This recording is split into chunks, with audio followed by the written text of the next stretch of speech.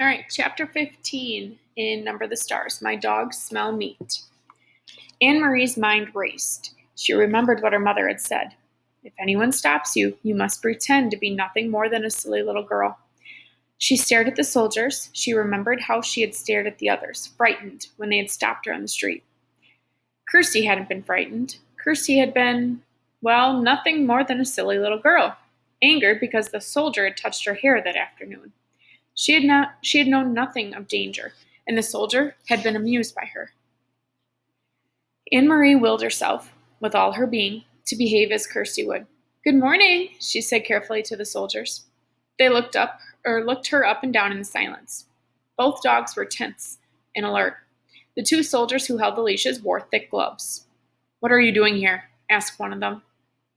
Anne-Marie held out the basket, with a thick loaf of bread visible. "My Uncle Henrik forgot his lunch, and I'm taking it to him. He's a fisherman." The soldiers were looking around. Their eyes glanced behind her and scanned the bushes on either side. "Are you alone?" one asked. Anne-Marie nodded. "Yes," she said. One of the dogs growled, but she noticed that both dogs were looking at the lunch basket. One soldier stepped forward. The other and the two holding the dogs remained where they were. "You came out before daybreak just to bring lunch? Why doesn't your uncle just eat fish?" What would Kirsty reply? Anne-Marie tried to giggle, the way her sister might. "Uncle Henrik doesn't even like fish," she said, laughing. "He says he sees too much of it and smells too much of it. Anyway, he wouldn't eat it raw." She made a face. "Well, I suppose if he would be starving, or he would if he were starving, but Uncle Henrik always has bread and cheese for lunch." "Keep chattering," she told herself, as Kirsty would, a silly little girl. "I like fish," she went on. "I like it the way my mother cooks it. Sometimes she rolls it in breadcrumbs, and—" The soldier reached forward and grabbed the crisp loaf of bread from the basket. He examined it carefully. Then he broke it in half, pulling the two halves apart with his fists. That would enrage Kirsty, she knew. "Don't!" she said angrily. "That's Uncle Henrik's bread. My mother baked it." The soldier ignored her. He tossed the two halves of the loaf to the ground, one half in front of each dog. They consumed it, each snapping at the bread and gulping it so that it was gone in an instant.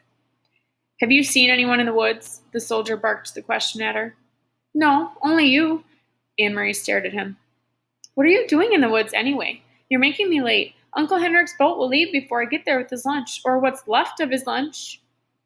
The soldier picked up the wedge of cheese. He turned it over in his hand. He turned to the three behind him, and asked them something in their own language. One of them answered, "Nine," in a bored tone. Anne-Marie recognized the word. The man had replied, "No." He had probably been asked, Anne-Marie thought, "Do you want this?" Or perhaps, "Should I give this to the dogs?" The soldier continued to hold the cheese. He tossed it back and forth between his hands. Anne-Marie gave an exasperated sigh. "Could I go now, please?" she asked impatiently. The soldier reached for the apple. He noted its brown spots and made a face of disgust. "No meat?" he asked, glancing at the basket and the napkin that lay in its bottom. Anne-Marie gave a withering look. "You know we have no meat," she said insolently. "Your army eats all of Denmark's meat." Please," she implored in her mind, "don't lift the napkin." The soldier laughed. He dropped the bruised apple on the ground. One of the dogs leaned forward, pulling it at his leash, sniffed the apple, and stepped back. But both dogs still looked intently at the basket, their ears alert, their mouths open. Saliva glistened on their smooth pink gums. "My dogs smell meat," the soldier said. "They smell squirrels in the woods," Anne-Marie responded. "You should take them hunting." The soldier reached forward with the cheese in one hand, as if he were going to return it to the basket. But he didn't. Instead, he pulled out the flower cotton napkin. Anne-Marie froze. "Your uncle has a pretty little lunch," the soldier said scornfully, crumpling the napkin around the cheese in his hand. "Like a woman," he added with contempt. Then his eyes locked on the basket. He handed the cheese and the napkin to the soldier beside him. "What's that there in the bottom?" he asked in a different, tenser voice. What would Kirsty do? Anne-Marie stamped her foot. Suddenly, to her own surprise, she began to cry. "I don't know," she said, her voice choked. "My mother's going to be angry that you stopped me and made me late, and you've completely ruined Uncle Henrik's lunch, so now he'll be mad at me too." The dogs whined and struggled against the leashes, nosing forward to the basket. One of the soldiers muttered something in German. The soldier took out the packet. Why was this so carefully hidden? He snapped.